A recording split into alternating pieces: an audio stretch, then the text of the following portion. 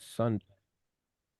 August 11th, 2024, 12:06 p.m. Eastern time, and with Mr. Jim Kunstler, Mr. Dave Collum, and Tom Luongo is late, and so we can only assume he's sucking off a couple dudes and smoking crack, and that's about the best I think our intel shows right now. And we're I think talking. there's goats involved. I I think think there are What a goats. generous fellow you are. it Yeah, is. I know. It is. Listen, I mean, I think he is. I've never known him to be late, so I can only imagine he's got a mouthful of a goat cock right No, now. he's deep in prayer and meditation, I'm sure.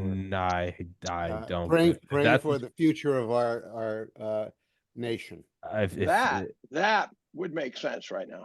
that no, but what do you think about the Kamala using AI to expand her audience size? Have you Do we seen know that? that's true? Do we know that's So I true? was looking at some of the videos because I don't want, yeah, again, it's because so like my buddy was just all over like the Waltz like horse cum meme. And I was like, you got to find out if it's real. And he was like, why? I'm like, because they will use that to discredit all future criticism if it turns out that's not real. So no, to Right. find out if it's real isn't some defense of Kamala. It's you don't because if you look at like the horse cum meme and you go, oh, well, turned out they were lying about that. Then when you see something legitimate like stolen valor, you go, oh, well, that's also not true. And Why then don't that you explain to your listeners what the horse cum meme Yeah, was? yeah. That one. I'm having trouble. I've heard of I'm it, so but having there's a trouble meme going around swallowing that that the one. selected vice president Waltz, I don't, what's his first name? I don't know. Tim. Tim Waltz. Tampon Tim. Tampon Tim. There's a meme going around that back in the day in college or something, he drank so much horse cum that he was hospitalized, and it's not real. It's but for the people saying who cares if it's real or not, it's because there are legitimate criticisms of him, like leaving his unit before they deployed or stolen valor.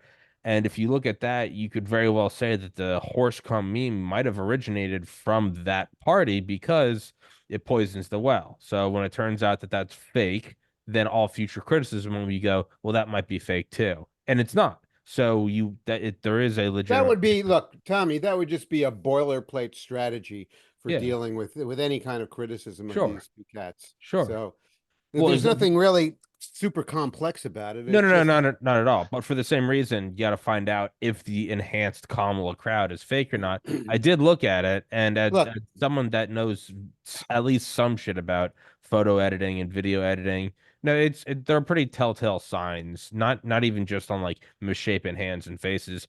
There's a softness that AI generation does. There's really no super hard corners if you hey, zoom in. don't you Yeah. expect them to do every fucking trick they possibly Of can course. Why to wouldn't queer this you? election? Why wouldn't you? Of They are course. doing So, it, and if they you weren't know, doing it, I would think less of them. so as Joe Pesci would say, end of story. Yeah, Hey. as well as you should. But that being said, I mean, you can that does make sense. And then what do you think about the what was it yesterday, the Trump plane, or 2 days ago, doing like an emergency landing because of leaking hydraulic fluid? Do you think that's another attempt on him? Yeah, I think that obviously that he's got to be careful about who's working on his plane and who's guarding his plane, and yeah, So, that would so, be so a can simple I way to slow get him us down. down a little? Yeah, Yeah, We're jumping here. It's like we're all on Ritalin here. we're all Um, smoking horse cum. I would like to go through a little bit in sort of a lightning round fact check on Tim Waltz, because you mentioned, for example, the stolen valor story. I'm not even completely convinced that that's legitimate. Sure. So let's start out. So Tim, I think, really did some very bad stuff in Minnesota. I think he did, totally botch the riots. Although botching a riot, those are kind of forced errors at some level. But Yeah. he acted as though it was okay with him. He's super woke, gender bending. His laws. He did seem to legitimately set up. Correct me when you disagree with one of these. I'm just trying to get this going. He did seem to legitimately set up a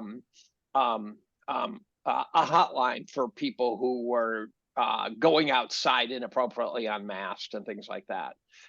These are all things that would, in my world, get you banished, right? Get yeah, you I put think on he's an gone a ice long level. way towards wrecking the state of Minnesota, and Yeah. the amazing thing among the myriad astonishing things that are happening before our eyes that are just so hard to believe. is that nobody seems to be bothered by it. It troubles me. Nobody By, seems by to the way, care that he's Tommy, wrecking the state of Minnesota. Tommy, I sent you that video Yeah. of Kamala, not jokingly. I think you ought to play it. Oh, I think you ought to play it. Have you seen this, Jim, where Kamala's talking to Tim on the phone? I'm not sure. I've You heard would totally. know. Can you play that, Tommy? You would know. I guarantee you. You will be changing your adult diapers by the end of this goddamn video. It's the best meme I've ever seen because it's got unbelievable content in it. So let's keep going. Stolen valor. I have listened to him being interviewed, and he sure as hell is attempting to present himself in the best possible light, but I'm having trouble finding him saying, I was in Afghanistan, I was in Iraq. I'm having trouble finding those statements. I'm finding statements that says I help support, enduring freedom or whatever the thing's called. But he talks about he then makes reference to the European region. Well, he's kind of fudging between being he did some kind of active duty in Italy before his unit was called to go to Afghanistan or Iraq, whichever one it was. So he was in Italy, and he's trying to fudge the fact that he was, had his hands on a weapon in Italy as being the equivalent of having holding a weapon in a theater of war.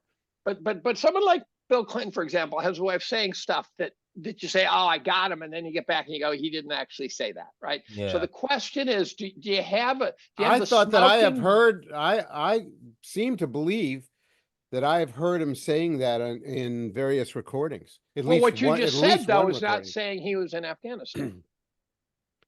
I've not heard him say I was in Afghanistan. I've not heard him say I was in that region. I've heard him say things that would lead you to carelessly infer that.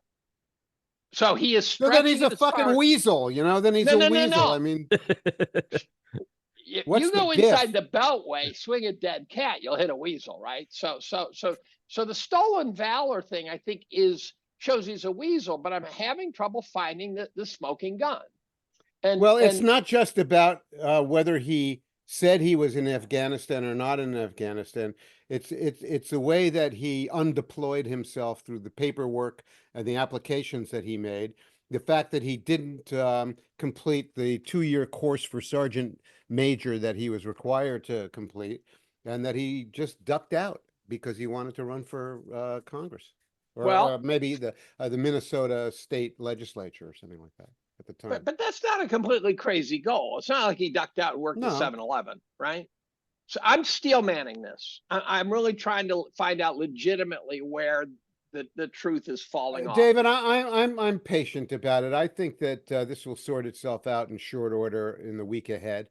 That we don't have to wring our hands about it. That we'll find out one way or the other. It looks to me like he weaseled his way out of a deployment, and in some ways let down his men, and in some ways lied about it. And if it turns out that he merely weaseled, we'll find that out, and we'll turn to other things. People will. Let me ask this question: a guy who's as woke and left as him, you can imagine him being in the National Guard. And I don't know what the National Guard really is intended for, but I could imagine thinking, well, it's the National Guard. And I'm okay with that. I could imagine a guy, what was it, 2005? Yeah. Right? I could imagine a guy in 2005 saying, I don't support this goddamn war. Yeah. Well, he didn't say that, though.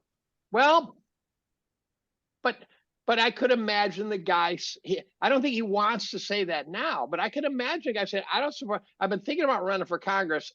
It's time. It's time to get the hell out of here. Have you heard an interview from guys in his unit saying he's a douchebag?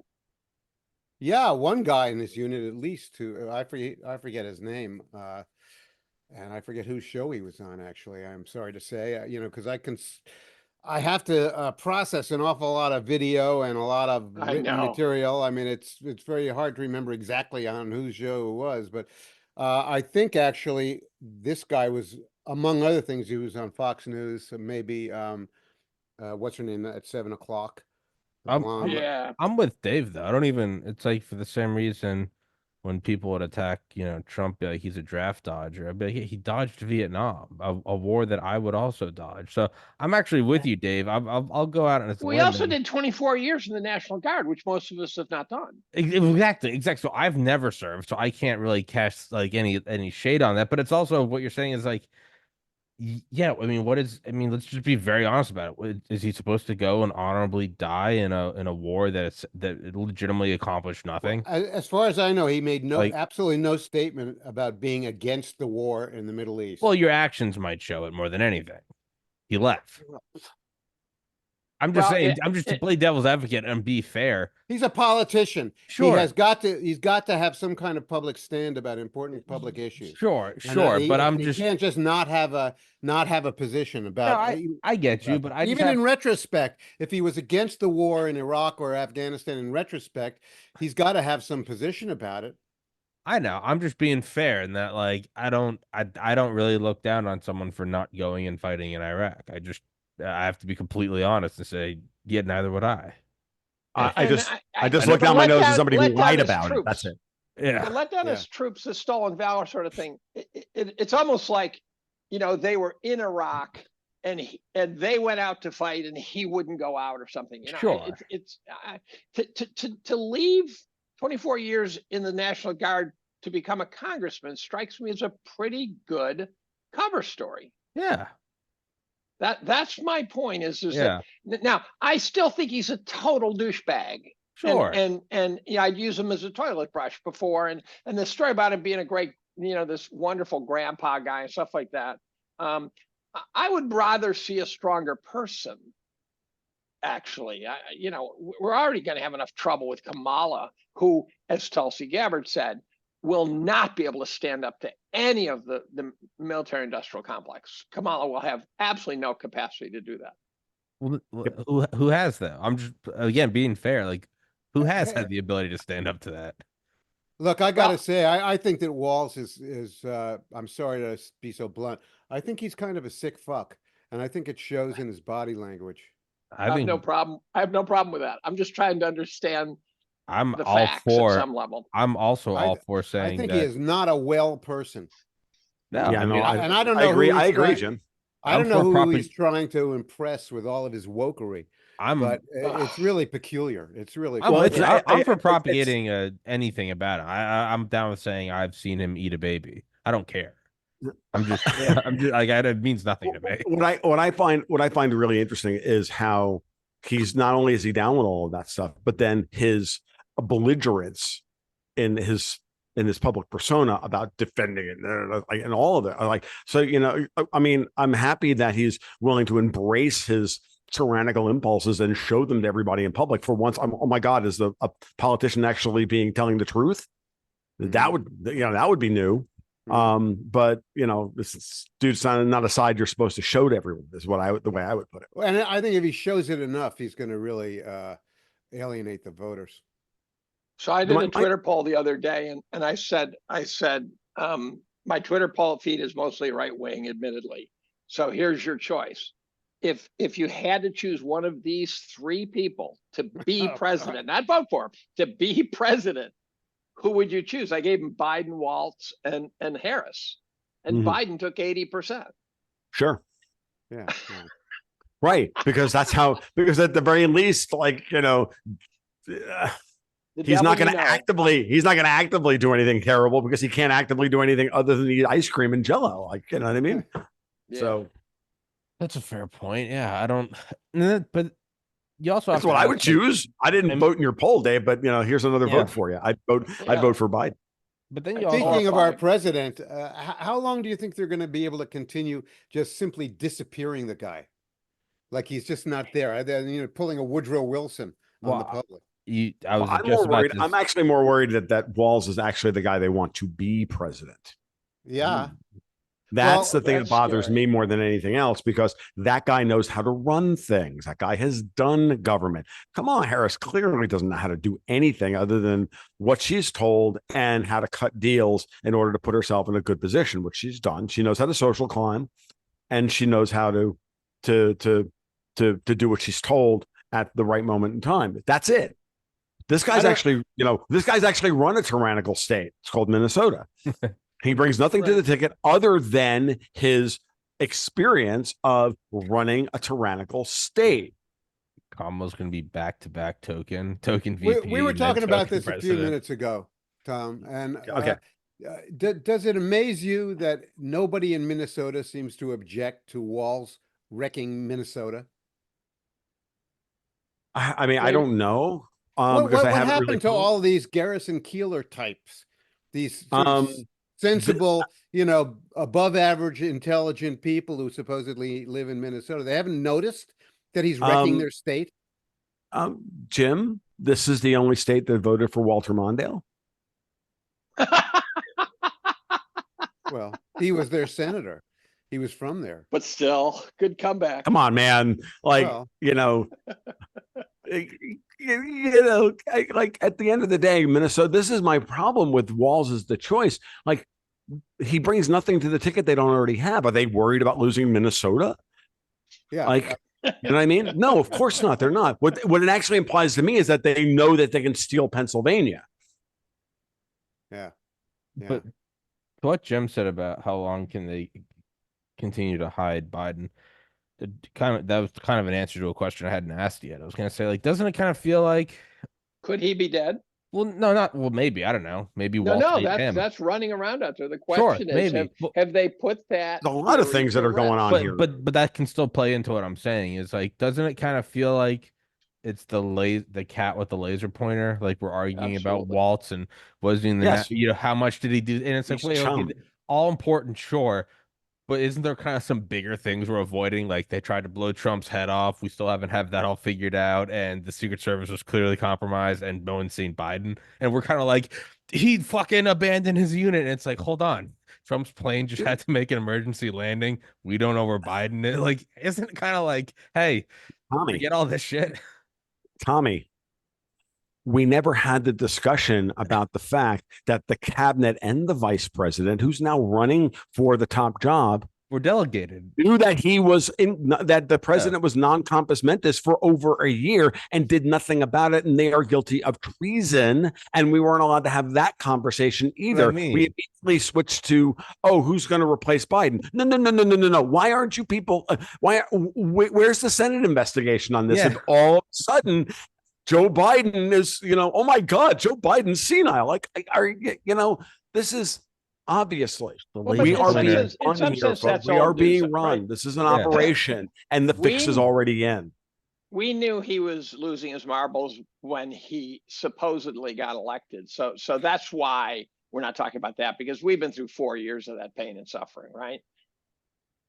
Yeah. But a more interesting question: did Biden's campaign get disassembled, not just because he stepped down, but they disassembled his campaign and says, now, Joe, you have nothing left. Now you must step down as president. Well, that's a great point, Dave. I want to point something else out to everyone. They knew this 6 months ago that this is what they were going to do. Right. You don't do the ad spends that they've done that show up 4 days after. I mean, like, dude, I can tell you firsthand accounts in Gainesville, Florida, shit lib central, there were Harris for president signs the very next day. Mm-hmm. Those very next day, there were signs all over the city of Gainesville, Harris for president. There were billboards all over the country. I'm Dave. I voted for Trump twice. I'm voting for Harris this time around, showing up 4 days after she is made the candidate. Those ad spends had to happen 3 to 4 months ago. Bullshit. They knew exactly what they were doing. Was Shapiro a bait and switch? Was he there just to keep the news busy while they placed everyone in position? Possibly, or they remember, I've also said that the Democrats have decided to go to run on an anti-Israeli platform. That their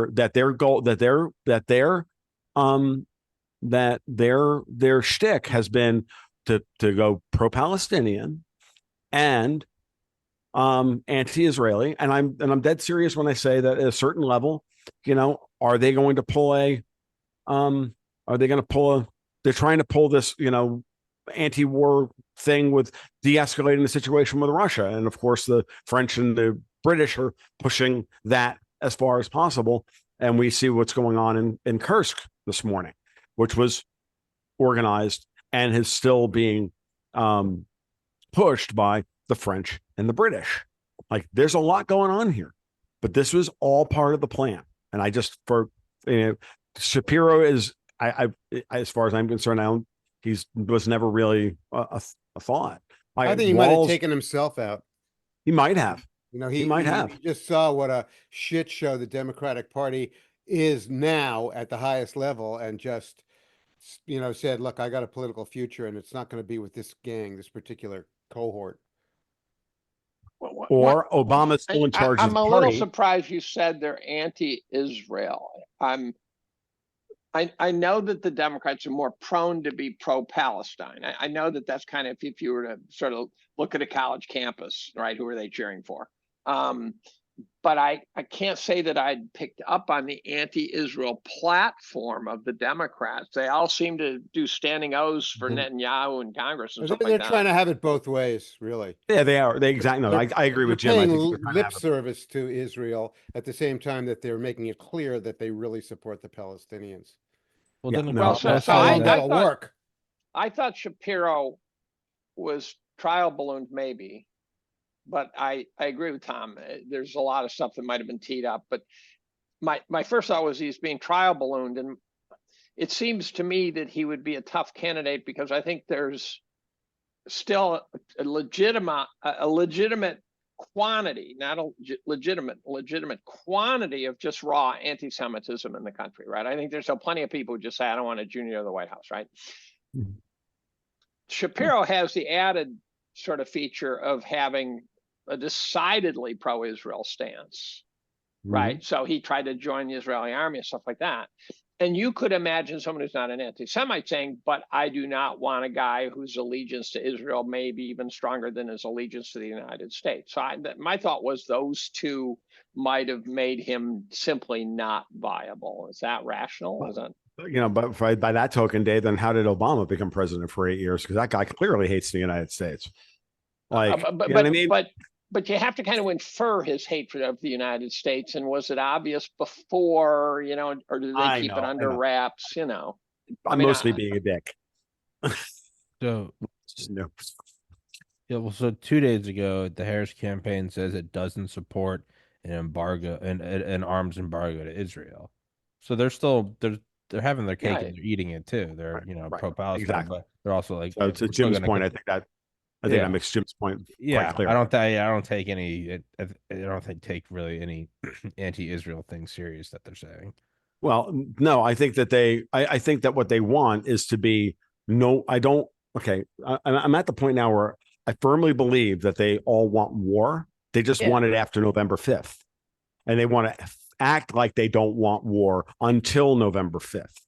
Okay, so that's why we have special forces on the ground in Ukraine helping the Ukrainians invade Russia right now. That's why we have boats steaming towards Israel. And so, but they don't actually want a war. They just want to be able to secure the election, stolen or otherwise, so that on November 6th they can do what they plan to do. Again, it's the same argument about, it's an extension of the same thing. The policy was already written. Now all we're watching is how they go about, maybe ham-fistedly, maybe badly, as they try to improvise their way through this. But they had a policy, and they're just like running the policy at this point. That's the way I see it. And the policy is, we're going to have, we have to have a war. Frozen, and Tom stopped talking. What? Sorry? Everybody was frozen and stopped talking. It was okay from my end. Yeah. Okay. But this is horrible. This is the war machine is horrifying now. We're in such a dangerous place. Well, I was about to say, so we sent over the USS Abraham Lincoln, last week with 4,000 Marines. And then as of yesterday, the USS Georgia missile submarine appeared in the Mediterranean Sea, like completely unannounced. It just kind of surfaced. Yeah. So like you can see what Tom's saying is like, but it is a weird balance in that I don't think the left wants war right now because that would make Biden a wartime president and then he might not step down. So like they don't want war until the Do they election. want him stepping down before February?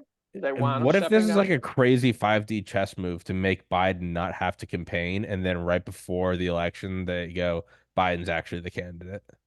Or they Oh, just cancel Jesus or if they Christ. just cancel the election because I mean, look, at the end of the day, we right now we have a fake election, Yeah. right?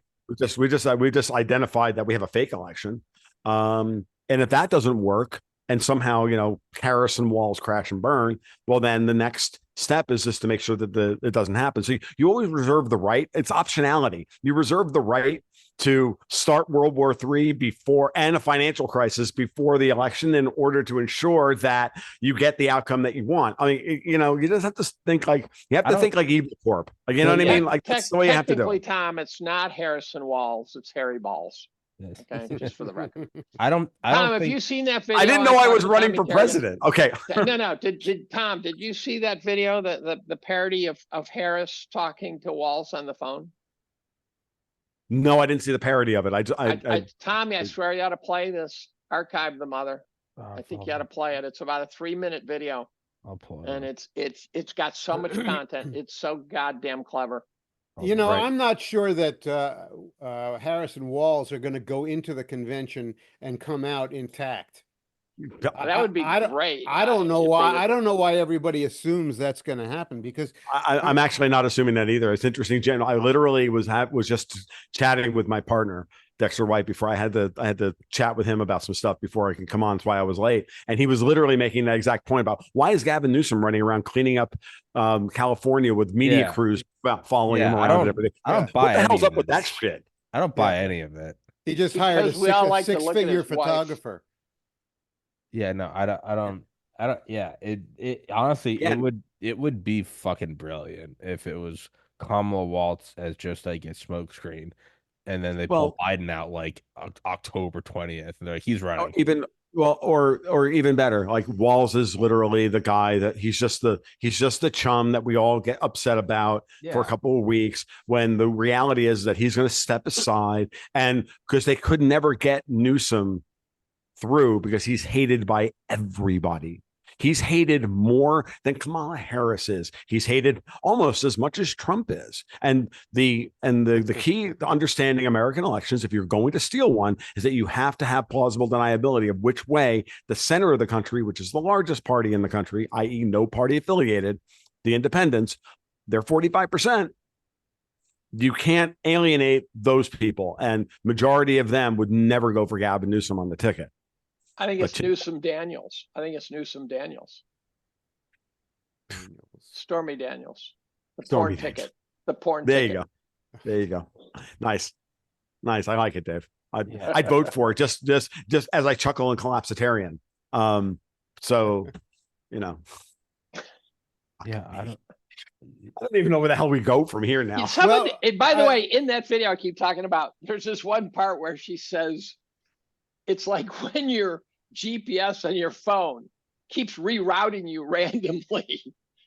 And that happens, and it really drives you bananas when all of a sudden your GPS keeps doing reroutes, and you have to like do a reboot on the route, and that's what life feels like to me now. Your GPS rerouting you nonstop. Yeah, no. I'm just a little surprised that the American public is not isn't fed up and completely insulted by the way that they're being gaslighted, fucked around. It just seems like enough is enough. How do you know they're not? How do you know they're not? I don't. And we might get a clue about that in the convention because the Democrats are notorious. They're infamous for falling into the ranks and going along with what they're supposed to go along with. But let's face it, they're human beings who, may actually have opinions of their own. and It would be they nice. may have some ill feeling about what has happened and the way that this whole thing has been engineered. And I wouldn't be that surprised to see it expressed at the convention. Well, maybe the I would convention will be be pleasantly AI. surprised. Maybe it'll be an AI convention. Maybe they'll do the same thing they do with these stadiums. Eh. To Jim's point, I'll be honest with you, Jim. I would love to see that. I would love to see that, that moment, right? There's also the question of Hillary. You have to wonder what kind of Ooh. secret backroom Ooh. meetings has she been having the last 3 weeks? She's been quiet. And yeah, she's been laying low like Brer Fox. And there's the question of how much does she actually still own the DNC? After all, she bailed the DNC out in 2016, right. And Mhm. I haven't seen any evidence that she ever got paid back or bought out. And you kind of wonder what that all means. I don't think that her ambition has lessened at all. I think she wants to just swoop in and just do a juke move that gets her past Harris and Walz and gets her the nomination. There's like a 19th century convention where they really do go wild in there and finally find a candidate they want. I mean, what kind of phone calls has she been making to the super delegates? She owns the super delegates. 30%. And she's completely out of the news. Nobody's paying any attention to her at all right now. So what would work perfectly then is if Harris and Walz totally tanked right leading up to the convention, a complete tankage. Yeah, they got 10 more days or so, or 9 more days, whatever it is. Which is eight more than you need, right? Yeah. And I'll be honest with you, Jim. I would like nothing more than to see that happen. Like I think it would be really no. What I mean is that it would be an honest to God, the people who show up at the convention, the actual delegates, decide who the hell is going to be their candidate. Yeah. Here's the problem with that. Everything I just said previously, that this has been stage managed to this point, and this has been a policy and an operation, and we're just going through the various stages of the Gantt chart, and just hitting all the high points here. So I would like to believe that there's room for that right at this point, but to me, it like bracket that in a 85 to 90% chance you're going to come out of the convention with Kamala Harris as the presidential, the top of the ticket, and someone, probably Tim Walz, as the bottom of the ticket.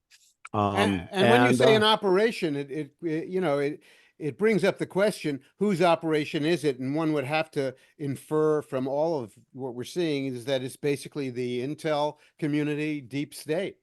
It's not anybody in the Democratic apparatus, and might not even be Barack Obama, but what you really got here is a situation where a lot of people in the CIA, the FBI, and Homeland Security, and other State Department, other agencies are liable to go to jail if they lose this election. Mm-hmm. And I think that's basically at the bottom of everything that they're doing. It's very serious business. I think I agree that it's a major motivating factor for certain people within the apparatus. I think this is an operation that is being directed from outside the country. It still maps with the goals of look. We just watched Britain go through a sham election. We just watched France go through a sham election. I've been watching European politics. I was literally just saying this to Dexter about 20 minutes ago. I'm like, I've been watching European politics long enough to know that these things are that the fate of nations is too important to be left to elections. And, just like war is too important to be left to the generals. Right. And because of this, we're seeing the mechanics of it here in the United States different because our system is different than what exists over in Europe. But the end results are always the same. We have a different mechanically, we have a different system, but the goal is deny the democracy, deny everything, ensure that we get our people in place where we need them. And like the thing about Harris and Walz is it screams Obama. At the same time, it also screams Pelosi. And I don't know. Like, see, I think those guys are pawns. I don't think those guys are high enough up. Well, I mean, that's what I mean. Is like, who's actually running? Who's actually Well, I in think the charge deep of the state Democratic Party? argument. Well, by definition, the deep state's in charge. By definition. Well, By you're right. But then definition, who the does the mega deep state bankers actually are in represent, charge. David? Again, a part of this thing. What The are they trying to globalists. I protect? agree Not with just you on that. themselves, but The globalists. right, The globalists. right. And so, which globalist where, faction? Where I'm never sure is what the globalist means. So you always have the Davos versus the Asians versus the whatever. We have three different factions, and they're all represented within the Democratic Party. Obama represents roughly Europe. Clinton roughly represents the old British remnant, the neoconservatives, and Pelosi and Newsom and Harris represent California, and the Chinese. And Walz certainly represents China. How about that story? Holy friggin' moly! Talk about looks like I actually watched a short live stream, guys, by a black guy who's a leftist, and his first reaction video to the announcement of Tim Walz was, "Oh, this was Pelosi." Now, I didn't agree with him about all of his electioneering stuff, but I'm like, oh, Pelosi took care of all this. She's the one who engineered. She's Sammy the Bull Gravano. She is not the head of the crime family.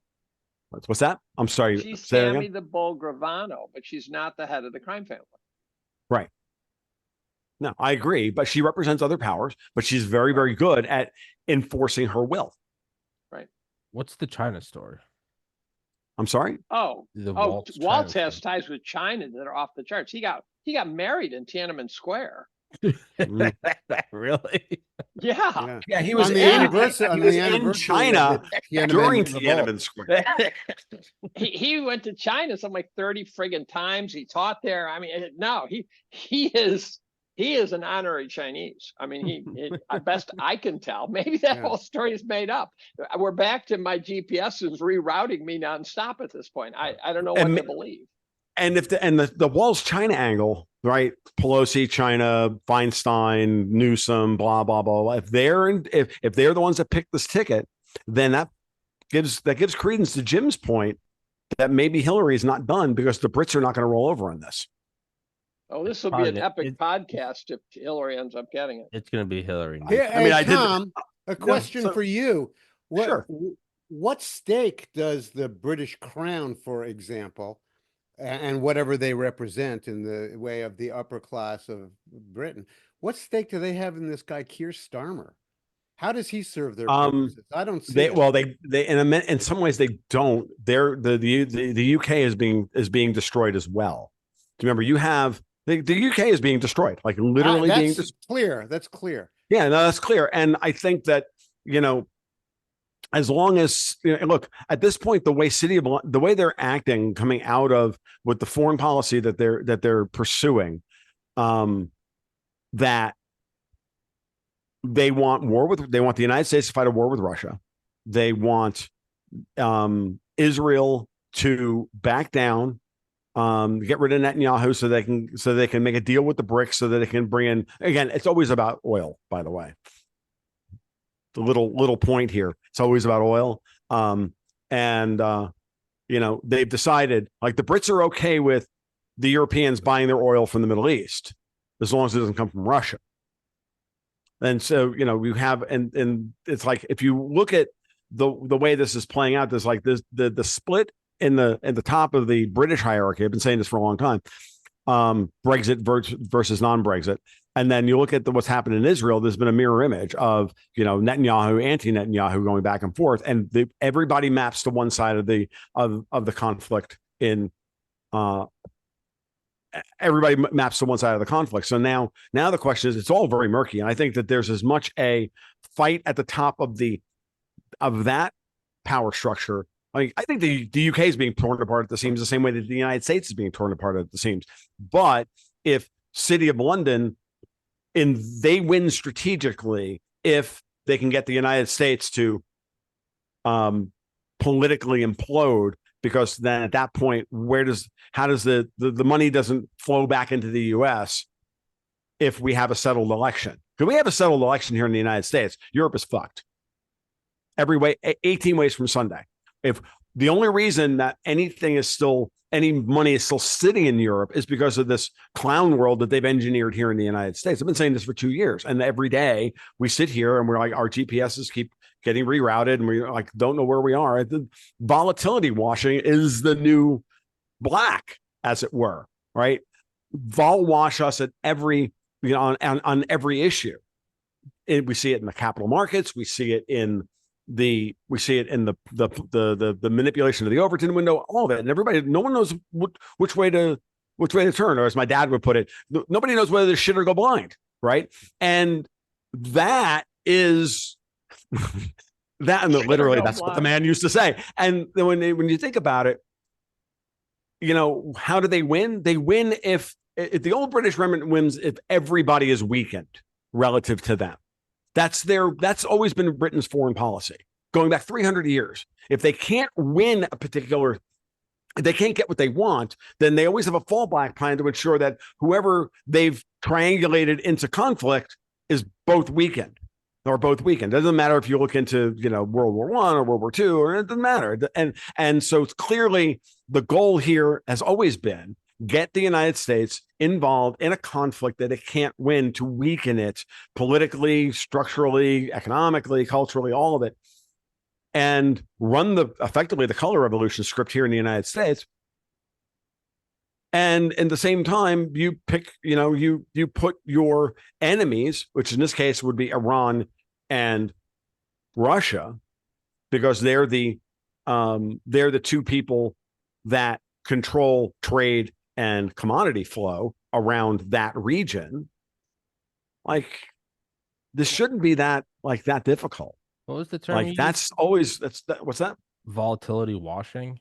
Yeah, I mean, when you want to push, if you're a big player, you want to push small people out of the market, you move the market up and down quickly in both directions, and you wash them out of the market through the use of volatility. So you create a false breakout to the upside, everybody goes long, then you fuck them, and then you turn the market over, and then you go short, and you just vol wash everybody out of the market. They've been doing this in oil for 2 years.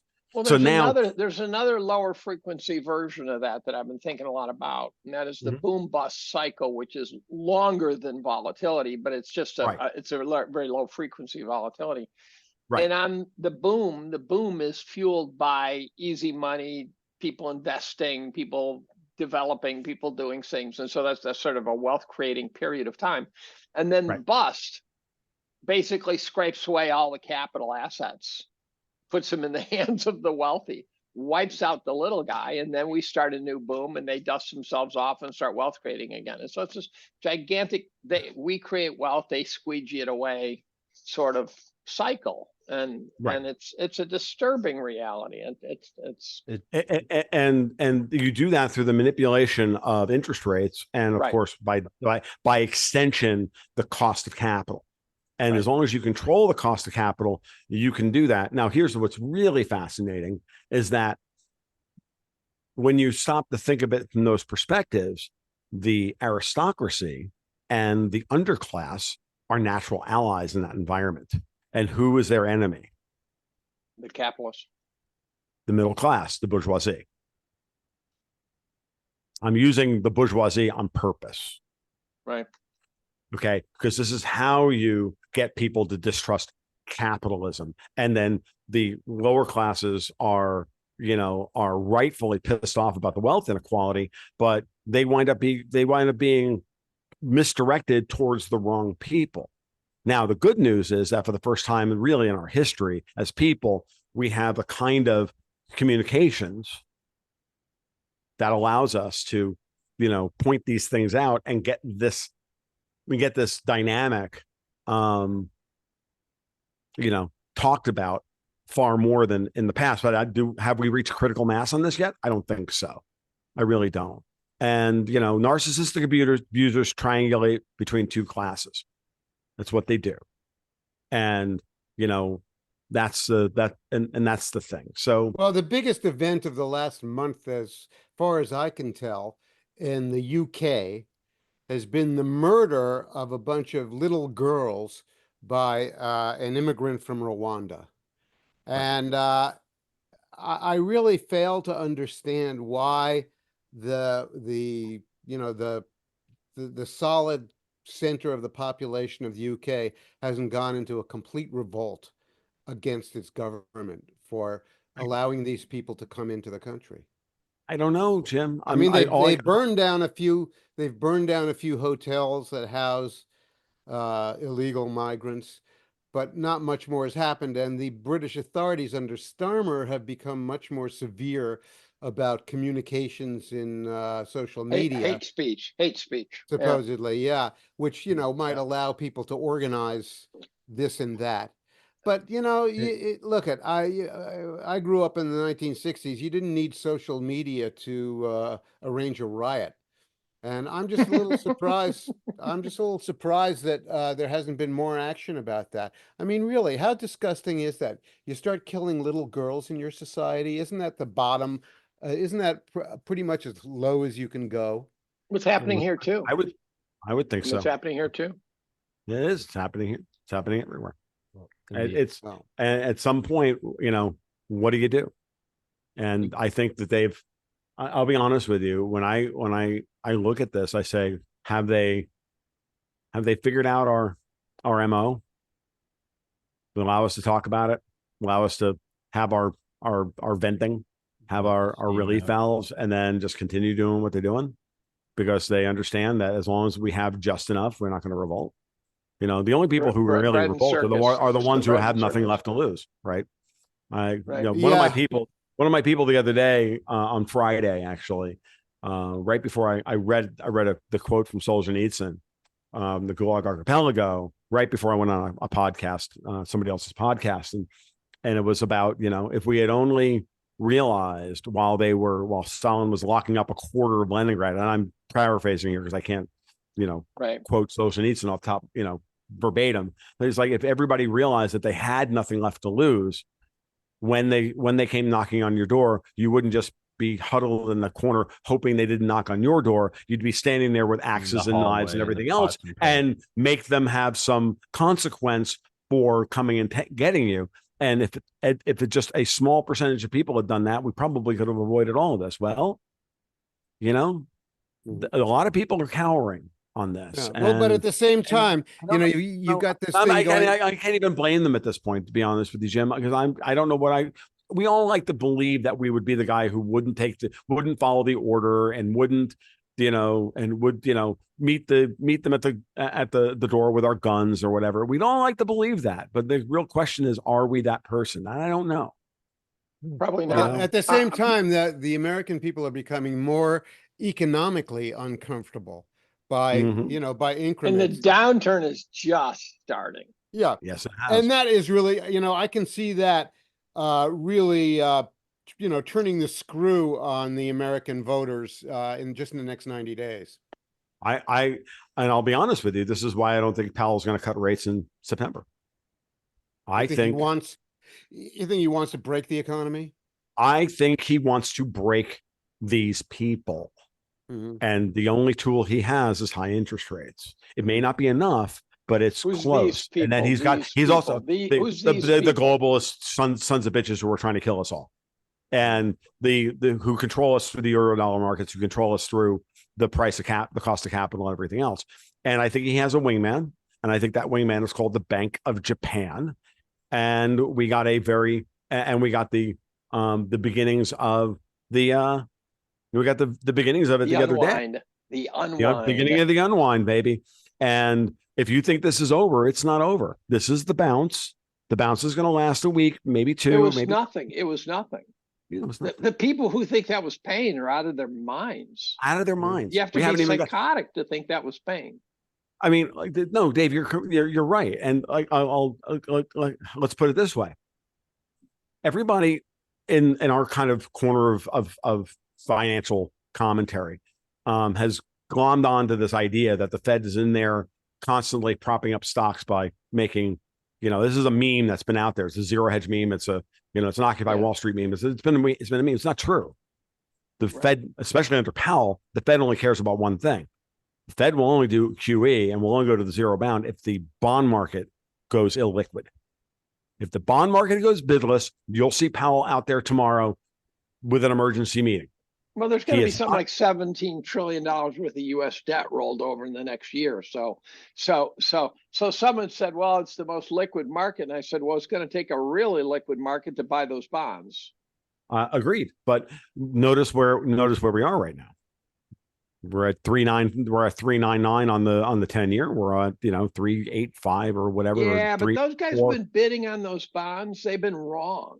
They've been flat out wrong. They were I agree, bidding on, but they were bidding on the bonds, assuming 6 rate reductions, and they got none. And they've been wrong. Agreed. And remember I said that you and I have talked about this. We've talked about it on this podcast. We've talked about it in other venues that I back in December said there's no way that Powell's going to cut at all. Their market's trying to blackmail him into 7 rate cuts, and that's not going to happen. So here we are, 0 rate cuts so far this year, still at 5.25%, 5.25% to 5.5%. BOJ is now tightening. Ministry of Finance is coming in and bombing the end market and defending itself. So who's buying the out there, 10-year who's out there bond? screaming, Larry Summers is out there screaming today that we're calculating the VIX wrong because he wants to prop up the stock market for Kamala Harris. So who's buying the 10-year bond, for example? A That's lot of driving people the interest rate down. There's at least two groups here. One, clearly European central banks across the board, especially surrounding the United Kingdom. I have the TIC data. It's very clear. I've had this talking point for a year and a half. Mm-hmm. And then the other thing is that Nouriel Roubini, last week, finally came out and said something rational or worth listening to for the first time, I don't know, since 2009, said, Janet Yellen's out there selling T-bills and not selling bonds. And she's doing that on purpose to keep the supply of bonds short and the supply of T-bills rich. But she's doing that on purpose to manipulate the yield curve. And there are people out there in new collateral. And they can only get that collateral from the US bond market. And if the US bond market, everything 5 years or whatever, the bonds start at 10 years and go out.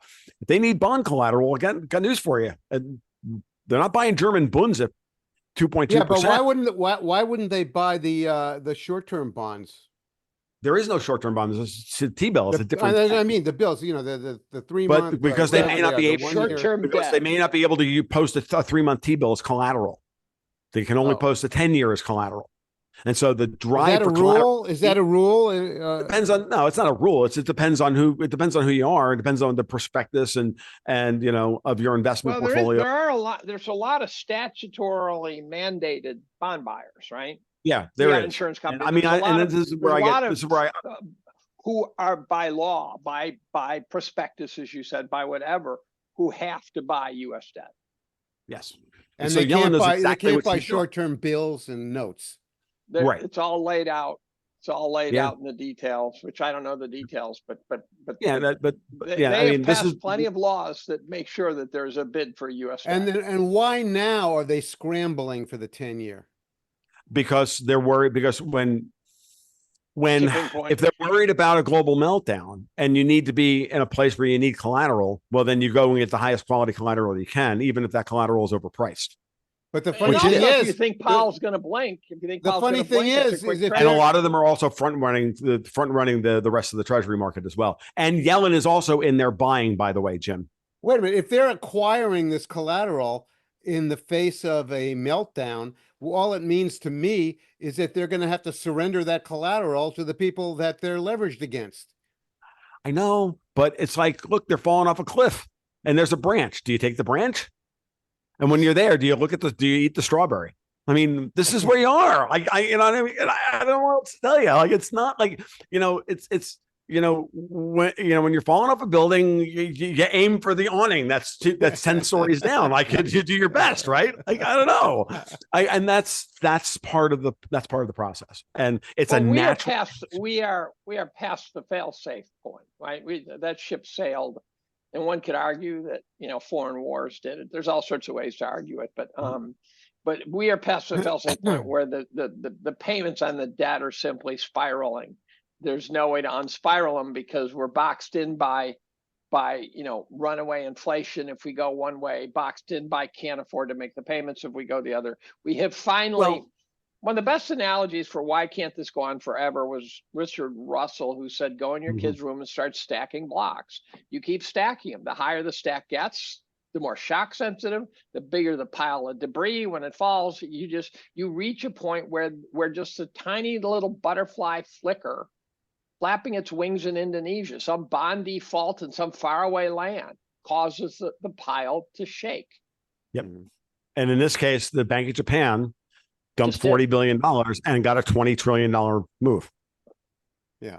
Like That's 15 illiquid. basis points or something, and then Well, it wasn't just the interest rate rise. It was the fact that the Ministry of Finance literally dropped $39 billion on the market when the yen market was like, again, 95% net short, because everybody was front running the yen that it was going to go to 200, right? And the Bank of Japan let it go. They let it rise. They created a double top right around 162, and then boom, baby. Meanwhile, what Get your Mac, and then then boom. What's that? What it underscores is the fact that the plebes, that would be us, are at the mercy of having some sort of level playing field, and the playing field is now on a 45-degree angle, and there's no way we're going to win. There hasn't. Yeah, we've never. What kind of equivalent mischief can the European Central Bank make? Well, this is the thing. This is the thing. What's really interesting about this. This is what I was like kind of looking at the stuff the other day. The euro has been propped up for the last couple of months by the Swiss National Bank, who preemptively started cutting rates, rebalanced the Swiss franc versus the euro down about 15%, which helped prop up the euro versus the dollar. The euro is still sitting there at like 109, and the Swiss franc versus the euro turned 2 weeks ago. So now the Swiss are done. They're out of bullets. Who's next? The British pound is 15 cents higher than it should be. The Swiss national, like there comes a point where the next aftershock is going to be if the dollar yen carry trade is worked out or somewhat worked out. What's the next aftershock? And I think then we now transfer to Europe. Remember, Europe is not a reserve. The euro is not a reserve currency. The biggest effect of the war in Ukraine was destroying the international flow of the euro around the world in non-European and non-Eurozone trade. That dropped from 35% of foreign trade outside the Eurozone to 13%, was all scooped up by the dollar. Again, we're good. Like if Brent Johnson was here, he'd be like, exactly, Tom. So now the question is the euro is really no better than the yen or any other currency in that respect, right? It's not a reserve asset that people are demanding to hold on to as a reserve asset. So now when the next aftershock comes, the euro should be exposed here, I would think. I mean, it's like, again, I've been calling for the euro to collapse for a long time, but again, it's like everything else. The more you learn, right, the more your arguments get better because you try to become an expert in something. And so slowly over time, you see how each individual pillar of the support system underneath a particular market changes. And so how much of a mind-altering event is that for the British, for the European population when their purchasing power goes to shit very quickly? Well, right now the euro, I'll be honest with you, the best thing that could happen to most of Europe outside of Germany is for the currencies to drop. So they could sell more of their shit. Good for Italy. It would be good for Greece. It would be good for Spain and Portugal. The euro is too high. They're being destroyed. Yeah, but not France and Germany. Not France and Germany. Well, they're kind of the key to the European Union. They kind of are the European Union from this perspective. I was about to say exactly. And so because of that, they're the ones that have the most to lose. And they're the ones whose, Germany is the United States of Europe in this respect, that they are the safe haven trade of Europe. When money has to go to ground within the European Union, it goes to Germany. Lagarde knows this. Yellen knows this. So that if you can manipulate U.S. bond yields, you can manipulate German bond yields. Okay, go look at the German yield curve. Goes up to 10. It goes up to 2.5% or 2.2%. It's never got. It won't. Nothing. It's not allowed to go above 2.5%. Like, and all the way out the duration beyond the 10-year. Like it goes up to 2.5. It stops. It's where you and I are different. The more you learn, the more you understand the system. The more I learn, the less I understand the system. Well, I gotta go take a Benadryl because I got stung by a yellow jacket about an hour ago, and my hand is swelling up. Oh, How come the crack jokes? Here we go. Yeah, I'll be well, back. I in a mean, minute. I was late, so I'm sure you guys said horrible things about me and my We relationship. actually laid off you. We really Thank we you. really didn't do much damage. It's a great way to get full compliance from the participants, though. It is a terrifying thought to not be present in one of these. We had lost 2 out of 4. I know. I agree, Dave. I'm like, oh my God, like about 11:45, right? I was getting finished with my morning work from my patrons, and Dexter pinged me. He's like, I need to chat with you, and we had just, and for a variety of reasons, I needed to like prioritize him this morning. I couldn't put it off, so I'm like, oh man, I'm going to be late to this meeting. I'm going to be late to this show. You're gonna be This is good. This is going to suck. I don't want to be late. So I gave him about 15 minutes. Like, dude, I got to go before they start roasting me like alive. We did at the beginning. To what Dave was saying about the debt's just getting too big, and no matter which way you go, it's the pile and the kids, whatever. It makes me. So I was listening. I love listening to Tim Dillon. He's just this fat fuck comedian, and he's been fat his entire life. And I was listening to one of his shows, and one of his buddies calls in, and he talks about how he's going on Ozempic, and he goes, "Oh, I'm going to get on it too." And it's a guy who's been morbidly obese his entire life. And the guy on the other end of the phone is also morbidly obese. And he goes, you can't be on it forever, but it's fine because you go on it for a little bit and then you lose weight. But I talked to my doctor and then they said, all you have to do is change your Ozempic habits and then you get off of it. And they're both nodding, going, yeah. And I'm just thinking, like, all you have to do is change your habits, which is the very reason you're a morbidly obese fat fuck, is because you can't change your habits. But when it comes to this new miracle drug, all of a sudden you're going to become a new man and change your habits, but you've never been able to do that in the first place. Right. So I think about like the debt, and it's like getting trillions and trillions and tens of trillions of dollars of debt is a society at large that is okay with just kicking the can down the road and not doing like what is morally right beyond any reasonable amount of debt. Why would that society not also start World War III to continue to not pay their debts? It's all you have to do is change your habits. The very reason we're here is because we can't change our habits and we have no respect for like personal liability. Why would we not go to war with China, reorder the global order, kill 2 billion? But that just makes it a three-sided barrier. You got inflation on this side, you got can't pay the bills on this side, you got go to war on this side, right? These are just all unacceptable options to a situation which you've crossed the fail-safe point, right? Now you're simply trying to figure out where to crash the plane. You're just choosing a crash site at this point. Well, what I would say is, I mostly agree with Dave. Like my base case is one of those 3 options, but I also say that it's a numbers game as well, as long as you're willing to engage. Tommy's right. We don't want to change our habits. Yeah, we're not going. The question is, do we really not want to change our habits? How do we define we? All right. Let's define we. Yeah, that's exactly right. Let's define we, because you and I want to change our habits. Tommy wants to change our habits. Jim wants to change his habits. Most of the American people see the problem and they want to change their habits, and they're not being allowed to. Yeah. So now the question is the problem real? I mean, it's real, but is it really that unsolvable? Because I don't know if I've told you, I had this talking point a couple of days ago. In 2019, we spent $4.47 trillion and we brought in like 3.7 or 3.9 or something like that. In 2023, we spent 6.13 trillion and brought in 4.7 trillion or 4.4 trillion. There's a budget deficit of $1.7 trillion. Now, the difference in those two budgets, 4.7 or 4.4 versus 6.1, is literally the current deficit. We have the tax base, even under Trump's terrible tax cuts, we have the tax base to balance the budget at 2019 levels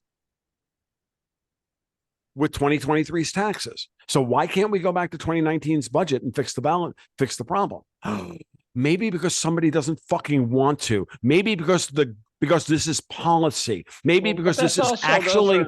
I'm sorry. I look at this and I'm like, this is so fucking obviously a goddamn operation.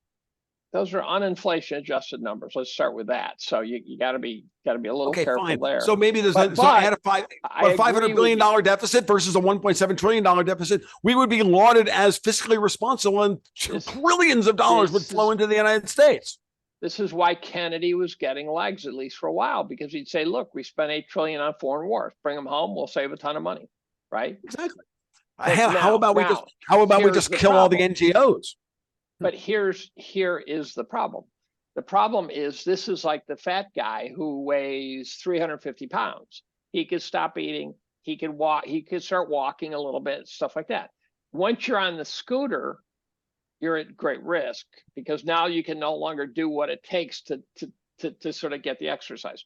Once you are laying there in bed and you weigh 1,500 pounds and your family just bringing you trays of food, and then if you go on TV on the 1st of January, you will see show after show after show because of New Year's resolutions of morbidly obese people. It's a really interesting phenomenon. I know so one year.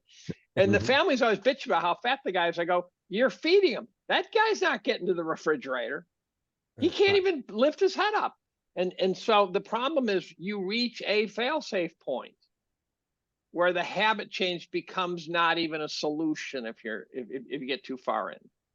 And so you reach a point where, like the guy goes on a diet, he dies from a heart attack and liver failure and stuff because of the blood toxicity. You reach a point where it's get your affairs in order because you're not going to make it now. That's why we are at great risk. We may be at the fail-safe point where the only options are are brutal. No argument, Dave. I agree with you that they are brutal options, but they are not unsolvable, is my point. We have collateral, we have assets, we have where there's a will. In this case, it's just a matter of cutting spending. But we have so it drives me nuts. Our system's not going to seize up if USAID is ended tomorrow and Samantha Power has to go get a real fucking job. Okay, we're not going to end. The United States is not going to end tomorrow if we stop spending $2,000 on a fucking toilet seat lid. Right. Okay. But that's the point. We have to cut the government in half. Okay. The government has taken over the GDP. That's the but GDP is a useless statistic that doesn't let's not even think of it in terms of their statistic.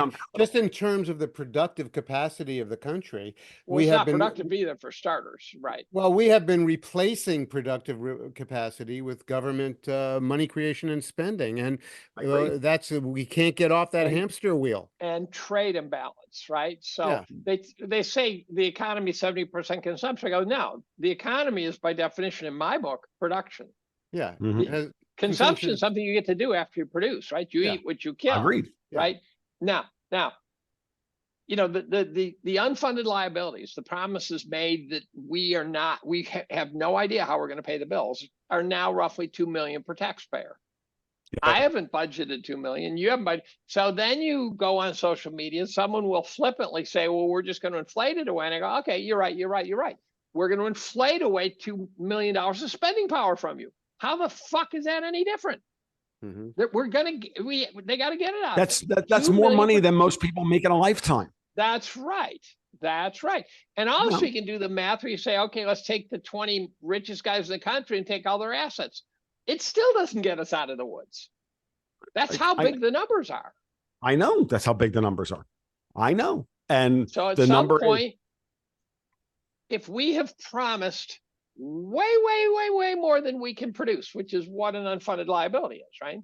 Yes. Then either the people who who have to pay that money are going to have to work way harder than they think, and they're not going to.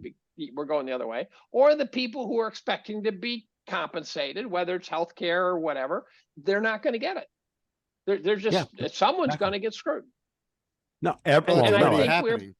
everybody it's is going to get happening. It's happening. Look at the inflation numbers. Look at the pain. Look at the suffering. And look at the disintegration of things like medicine and social services. Oh, it's awful. It's awful. It is. They're Completely disintegrating. off.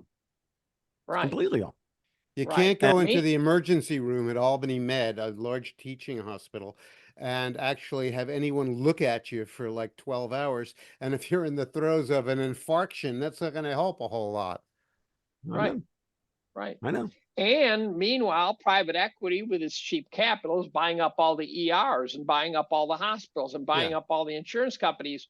And so it's this necrotic form of capitalism. I will not call it capitalism, but it's the cheap money is causing such damage to the system.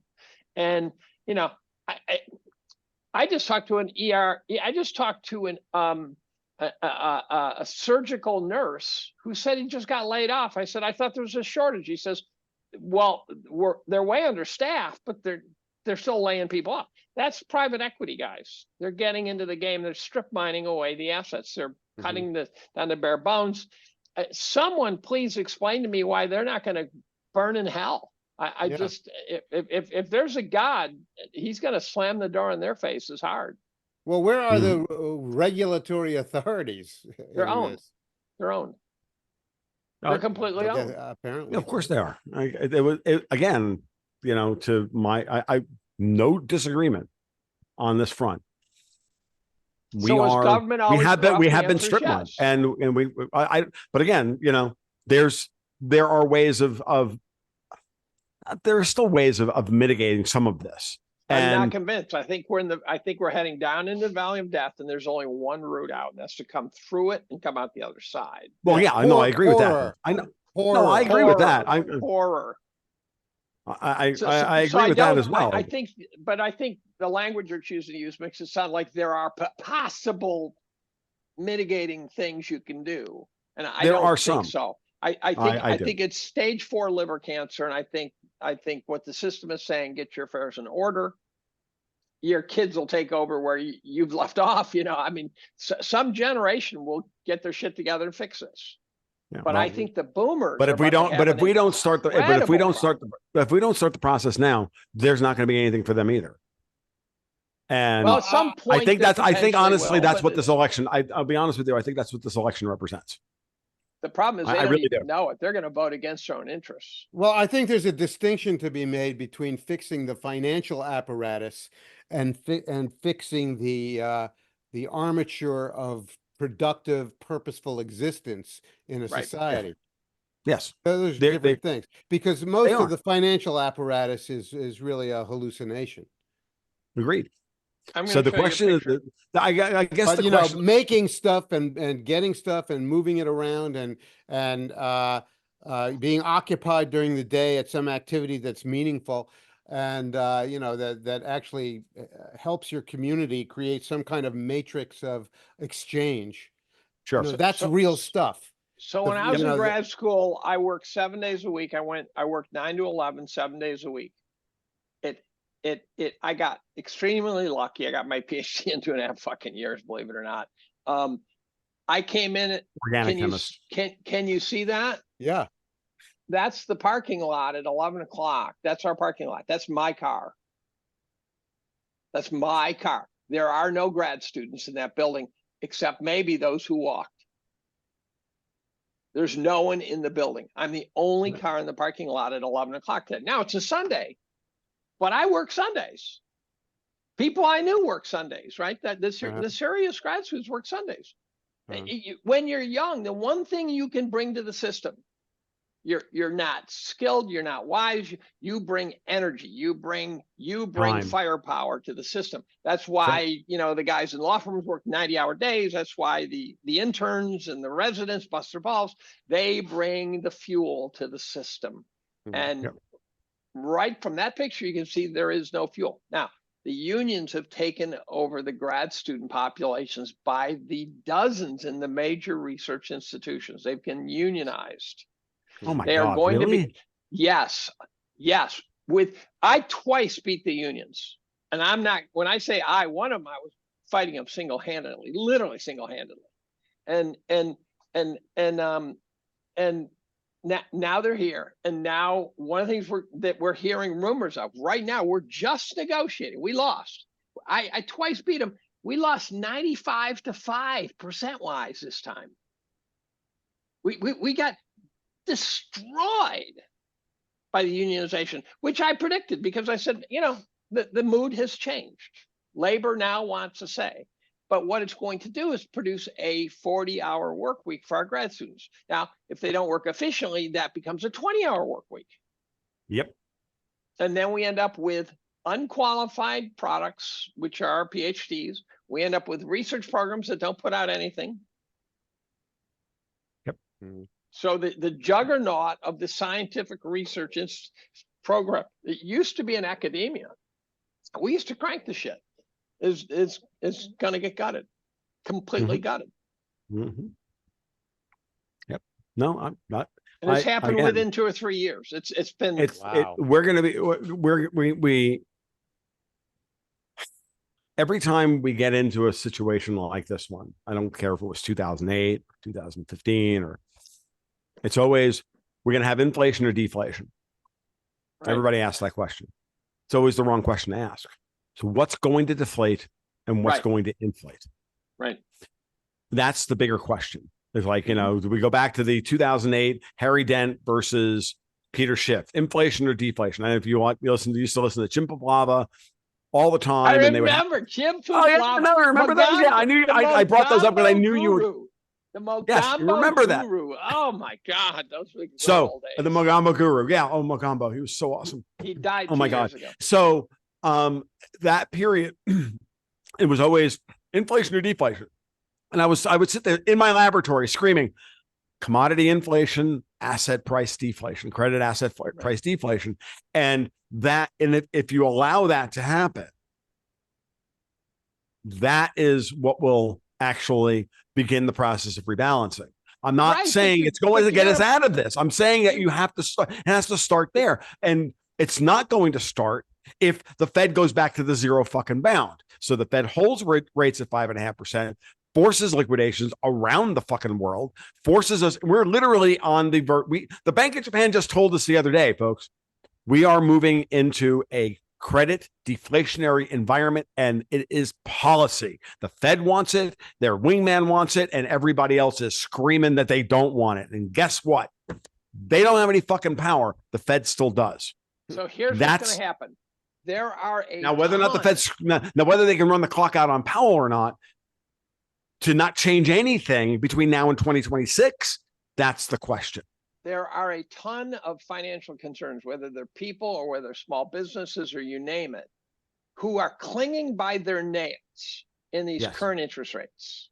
They have to roll over debt. They can't afford it. And they are clinging by their nails, hoping, praying Powell's going to drop rates and save them. And if he doesn't, it is going to be a wholesale liquidation. So because they're going to go, oh, fuck, it's over. I'm done. I'm telling you, Powell's going to cut rates. If Trump wins the election, Powell's going to cut rates hard after the election's over. If Harris wins the election, he's going to raise rates. So that's what I see is happening. A lot of people said Powell's a swamp creature and he will do this to protect Biden, right? Until 2 weeks ago, it was Biden. I said, what makes you think Powell has even the slightest warm spot in his heart for Biden? None. Biden held his friggin' reconfirmation over his head. They tried to get rid of him with a fucking bullshit insider trading scandal. Let me tell you a story. Quick story. When that story broke, I had the information before it broke. Okay. So what happened is I'm sitting at a meeting, and there's a bunch of us sitting at this meeting, guys, and Danielle DiMartino Booth is late to the meeting, and she comes down and she remember this story. She is breathless. Told me this story. And she says she tells a story about how the Fed governors were thrown under the bus for insider trading.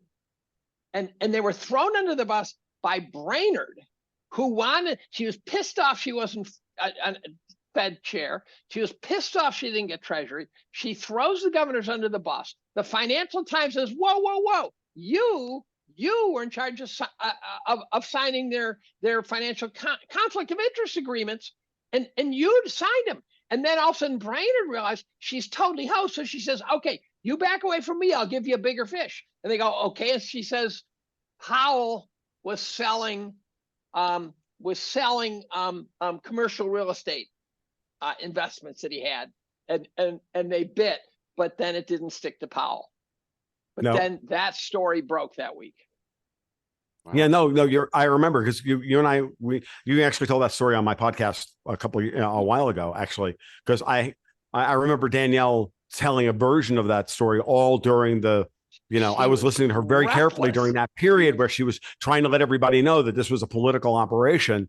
And I'm like, I was listening. That's part of the reason why I refused to back off on my quote unquote Fed theories. Like I could see it. I'm like, oh, this is so obvious.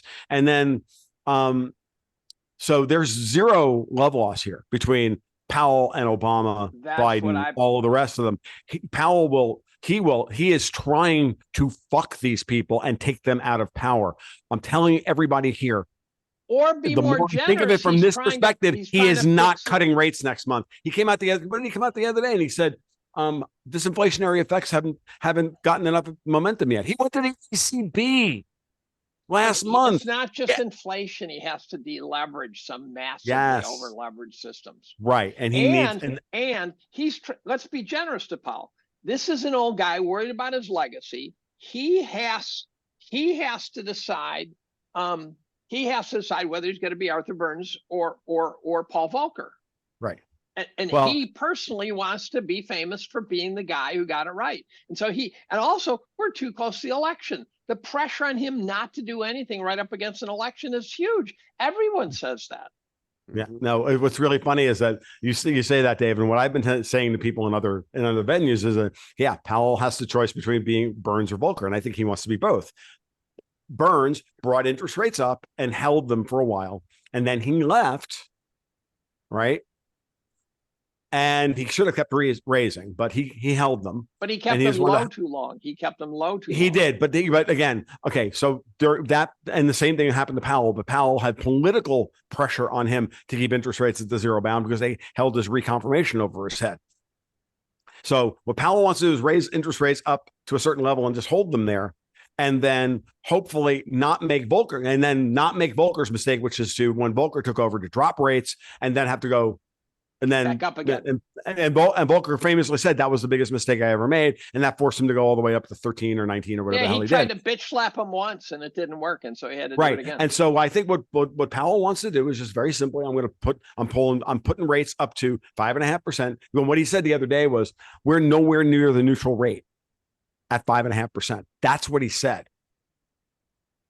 And again, he went into the ECB last month and said, I don't see disinflation. I don't see inflation expectations in the United States coming down to under 2% until the end of 2026. Damn. And the Fed always talks about inflation expectations to the point where I think it was Rivlin or someone said the inflation expectations are non-existent, so there can't be inflation. I remember thinking, that's fucking stupid. I mean, the point being is that if you so this is what I think Powell's doing. I don't think he's going to cut rates next month. He's going to go to Jackson Hole in a couple of weeks and he's going to say the same damn thing he said the year before in the last couple of weeks. And then if Trump wins the election, and so what do you think the counter move to that is? Well, the counter move to that is that they want to make sure that Powell, I mean, I'm talking now from the globalist perspective, they need to create either such a financial crisis that they can somehow turn around and blame it on Powell, which I don't think was going to work. Because look, we all know that U.S. voters are not that sophisticated, right? They're not. I'm told. Right? I'm told. I've been told that too. And I think that's a fair read. So the incumbent will get screwed by this. So there's rock. Hard place is, that they need to then keep the stock markets up. Okay, so can Trump win the election? Period. Yes, he can. But I think it's going to take I think it's going to take more of what we saw to Glenn Youngkin, No, Reform I'm of asking the states, question. election systems. meaning that Virginia, I think Youngkin just put Virginia in play, saying, Mhm. look, we're going to do full on paper ballots only, registered, checked, error, all 9 yards, no bullshit in Virginia. Trump twice has done better in Virginia than anybody ever expected him to. Now, I don't know if Virginia is actually in play or not in play because, look, the MIC lives in, northern Virginia, and whether or not those people are enough to just run it across the board. But what if Virginia actually is red? Because, again, let's go back to what I said at the beginning. If they choose Walz because they don't care about winning Minnesota, because they know they're going to win Minnesota, that means that they're going to cheat egregiously in Pennsylvania, and they've already printed the 3 million ballots they need to make sure that they win Pennsylvania. So what's the counterplay? Well, the counterplay is if Virginia's in play, now all of a sudden Trump has an electoral map to victory without Pennsylvania. So if you get Brian Kemp in Georgia to do the same thing and make sure that Georgia doesn't flip, and there was a meeting at Mar-a-Lago the other day, or a phone call between the Georgia GOP, between Brian Kemp and the Trump people. Again, there's things happening here. Not everybody's an idiot. They all can see Isn't what's there an happening. awful lot of And there's ill feeling? and there are little counter moves happening. And then let us not discount all of the stuff that we're seeing about Smartmatic and about this one, about that one. Let's see what happens. Smartmatic I'm not saying showed up on the news Trump's going to fast, win. didn't it? I think it's a coin flip. But if Trump wins the election, if it was a legitimate election, would Trump take Trump wins what? 49 states? I mean, no, but he certainly takes 38. He takes enough to win 330 to 240 or whatever, and it's not even an issue. It is You know what I not mean? imaginable to me that someone could vote for Kamala. I think there are a lot of retards in this country. I think there are a lot of people who honestly believe that they are the resistance or the Rebel Alliance, and that Trump is fucking Darth Vader. I think they deluded themselves into this, and I think there are millions of them like that. I just don't think that they're in the center of the country. Elementary adults. No, I was in Cape Cod this weekend. And the other side of this, on. Jim, just okay, go ahead. I was going to give you a point, which is I think this is good for RFK. That's what I was going to say. Well, I don't know. I was on Cape Cod this weekend, and I just, every conversation I overheard was some kind of woke insanity. So, I've just come to the conclusion that there's an awful lot of mental illness out there in the USA right now. But, it's a mental illness that fits within the construct of Dr. Desmet's mass formation theory. Right. So, it is a political I agree. psychosis. I like Matt. Did you see Malice's interview with, I think it was Rogan? I like watching Malice and Rogan because Malice spends 3 hours trying to shock Rogan.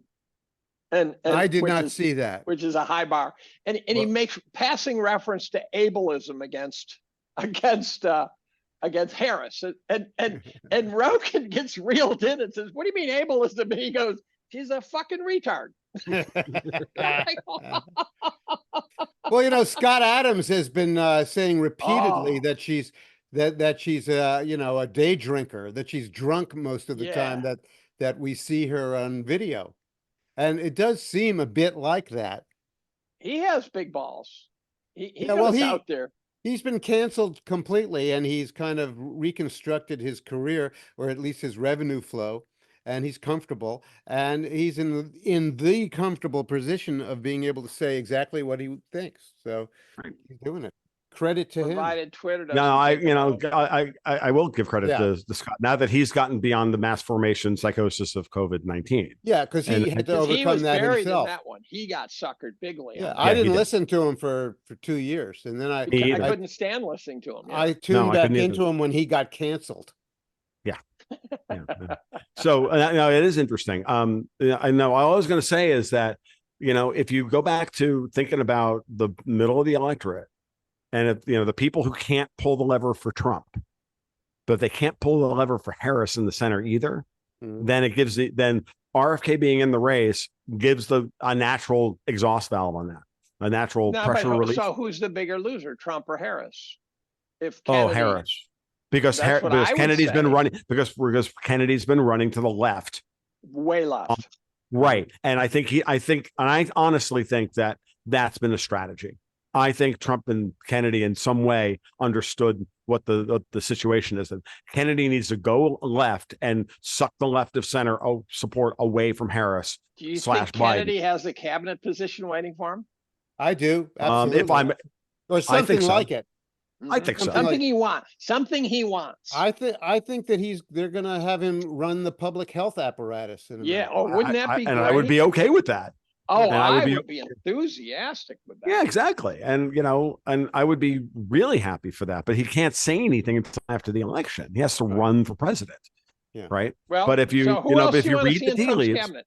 Who do you want to see in Trump's cabinet? How about Douglas McGregor for the Secretary of Defense? how about our national security advisor? That would be fine too. Yeah. Some non-neocon crazy would be nice. Clearly, we all agree in some level that Tulsi Gabbard should be in the administration. I'm thinking Veterans Affairs to start out with, and then or assistant secretary of state or something like that. I don't think she'll get sec of state. I don't think that's on the table.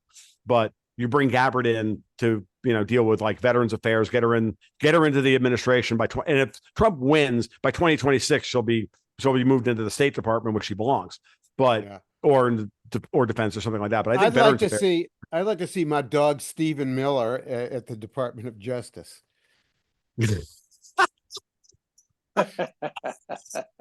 I want him to bring Kylie. Okay, so Jim just revealed the be... fact that he's the Joker, and that's awesome, Jim. I love you for it.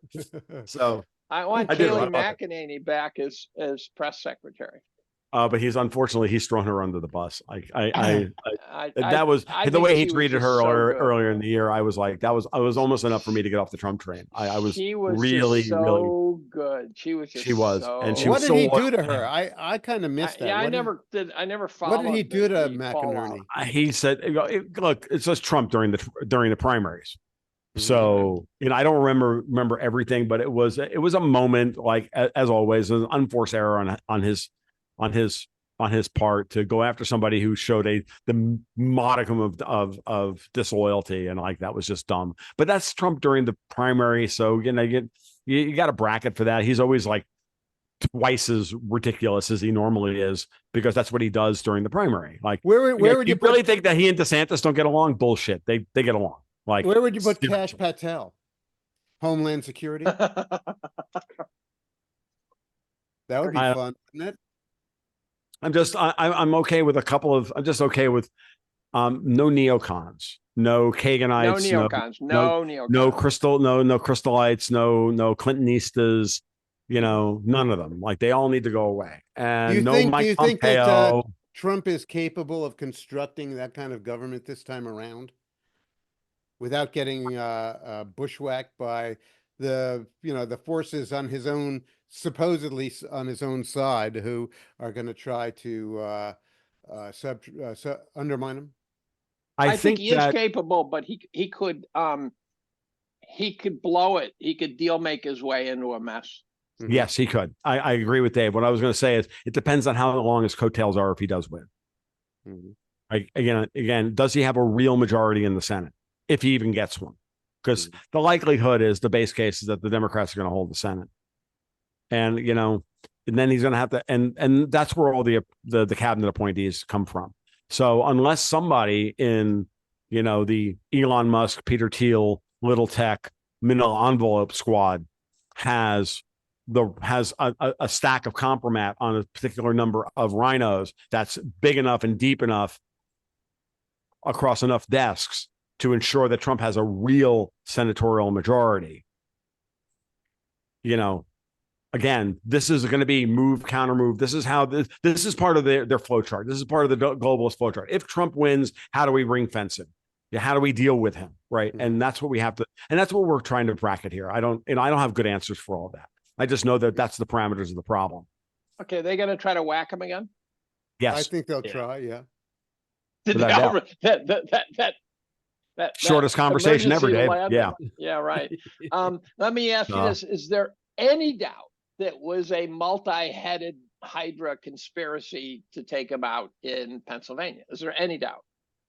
No. No. Yeah, not on my part. Not on my part. No. None. Now, think I mean, I believe Why? Crooks a was lot the of shooter. players involved. I believe Crooks I'm was not the even shooter. sure Crooks was a shooter. I'm. There were You're Secret right. Service I mean, agents there's always underneath reasons. him, right underneath him. Dave, I know. My point is, I'll be honest with you. I don't even want to like have the conversation about it because it muddies the waters about what the situation is. I get that. Now, what's driving me nuts is I can't find anyone on mainstream media who's willing to say more than just providing a list of people who should be fired. We've got a dead guy. We've got wounded people. We've got an attempted assassination of a contender and a former president. And all they can do is list people who should be fired. Yeah. Where are the people saying, let's get them all in separate rooms. Let's get them testifying. Let's find the perpetrators and let's execute them. Well, where is that's that? not Where happening. is that? But that's not. Why, That's not where happening. is that call on any network? And the funny thing is, the fact that we're not doing any of that is the biggest tell that they were all That's right. that they were all in on it. That's it. Yeah, I mean, that's your prima facie. That's your quote unquote prima facie. So 2020 was about the Democrats rigging the election and the Republicans shutting the fuck up. That's Yep. how I viewed 2020. The Of course. Republicans said, look, you rig it, we just won't complain. Because we are controlled, because the Republican leadership is a captured pawn, just like everybody else's. And then they all got elected. Yeah. they I don't give a like shit. getting elected. Yeah, They're going to do that again, I presume, because that's what Fox News should have. Even guys like Bongino stop short of saying, you know, there were shooters within the Secret Service, or someone gutted the Secret Service so badly at that event that it was intentional. You know, draw them off to Jill Biden, you know, whatever. But somehow that event was not just a crazy kid. It was not just a crazy kid. No way. And I'm not convinced he even fired a shot, which gets to the Stephen Paddock level of conversation. But we're not investigating it. There's not going to be a Warren report. There's not going to be anything. Nope. And that's and I want you to bracket, folks, that that's part of the humiliation ritual.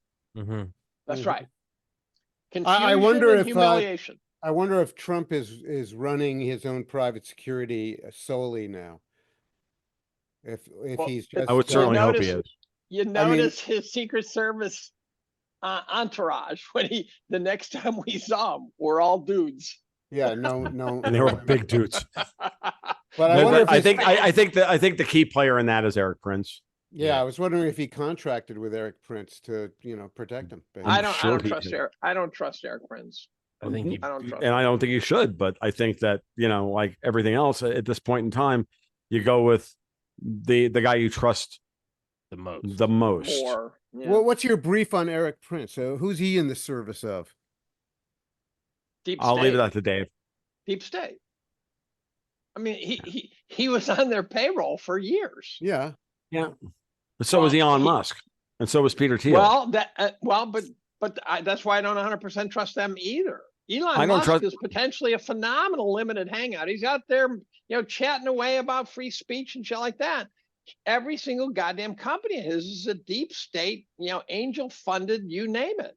Well, this is the interesting part about that. I know a little bit about people with the Vandal perspective, because I hung out with libertarians for an awfully long time. And what I'll tell you is this: there is a school of thought within libertarian thinking that, hey man, anything you can do to get tax money that they stole from you back, you do. And if that means, taking a government contract, you take the government contract and you justify it to yourself as, I'm just getting back the money they stole from me. However I get my money back that they stole, it's illegitimate money. And if you, and I've listened to enough Thiel and Musk and whatnot to think they could easily have that perspective. Like, look, if I want to build I had Pete Canones on the podcast a couple of weeks ago, and we went through this stuff. He's like, look, this is Pete's argument, and it's not a bad one. It's at least one worth considering, which is like, look, if that's where the free money is to build the systems that you want to build, then yeah, take the money, build the system, and then build something that they can't take away from you. And they've tried taking it away from Musk, and they can't. And then Musk makes deals with the right people to, how does fucking Musk wind up with Twitter? Yeah. I just don't, I just don't, in my world, if Musk doesn't own Twitter, we're still questioning whether or not they actually someone tried to assassinate Trump. Yeah. Because they would have run this thing as, oh, well, Trump it was a bee sting, or there were gunshots over there. But, it's all that's what because they tried to memory hold the fucking thing when we saw it on national television. Right. So, I just don't think these people are that potent, guys. I just don't. I think they're potent. I think they've got lots of apparatus to ad hoc create stuff. They've got an infrastructure for creating malicious and disinformation. They're very good at it, and they know how to do that well. If they whack Trump, we are going to be at the fork in the road where we are either going to take the fork that says we now have to do something, or we are going to take the fork that says there's no hope. Yep. Mm-hmm. And I just don't. And to me, what I've always been worried about, I go back to the bond market, I go back to the national debt, I go back to the global flow of capital, and I think to myself, what's the actual end game for all of this? And the end game is split the United States, no matter what. Because at that point, if you can split the United States, you split the bond market. Split the bond market, all of a sudden, the U.S. Treasury market is not the global safe haven trade anymore. And that's where I've been for 3 years. Uh-huh. So, and what does that translate in terms of states in some ways dissociating themselves from the U.S. government? Because that's what you're talking about. That's what I mean. That's what I'm getting at. Is that you push secession talk, you push people into thinking about our only option now is to get rid of these fucking people. And get away from these people. And I'm telling you, no matter who wins this election, someone is going to try and secede. Be it the left, because they don't want to be associated with Nazis, or the right, because they don't want to be associated with communists. Mm-hmm. Yeah. And that is, and we should be looking at this going, no, fuck you. We don't want to be associated with y'all. Well, I see another. I don't know that we can get there, Jim. I don't think we're going to get there. I see another strange alternative. Okay. I began to see about a month ago a chance that, strange as it seems, that Mr. Trump would find a way of actually unifying the population much more than we imagine, because there will be so many people who are just fucking sick of the Democratic Party mind fucking that they just can't stand it anymore. For example, the gender benders, right? Yeah. Gender bending alone is unifying the country because in the peak, the grand finale of the attempt to drag us into that world might have been the Olympic boxing, for all I know. That might have been the moment where everyone said, that's it, I've had enough. The opening ceremonies were bad enough.